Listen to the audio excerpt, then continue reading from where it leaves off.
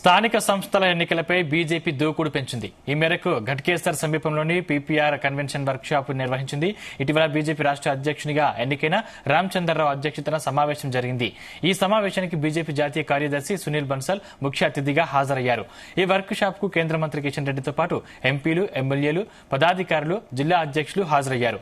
వచ్చే స్థానిక సంస్థల ఎన్నికల్లో మెజారిటీ స్థానాలు గెలిచేలా వ్యూహ రచన చేస్తున్నారు. ఒక ఎంపీ, ఒక ఎమ్మెల్యే, ముగ్గురు ప్రధాన కార్యదర్శులతో కమిటీ ప్రకటించే అవకాశం ఉంది.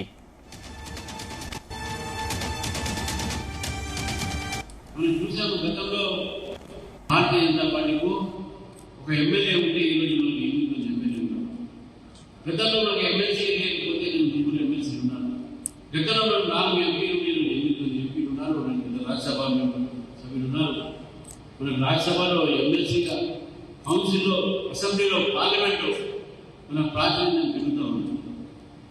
ప్రతి ఒక్క ఎలక్షన్ లో ఓటు శాతం పెరుగుతూ ఉంది. మన ఈ రాష్ట్రంలో రాబోయేటటువంటి ఎన్నికలు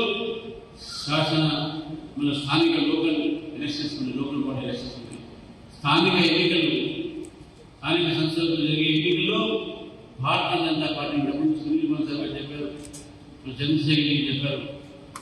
స్థానిక ఎన్నికల్లో మనం భారతీయ జనతా పార్టీ పూర్తిగా మనం తయారైతే ఉండాలి, గెలవాలి, గెలిచి తీరాలనేటువంటి సంకల్పం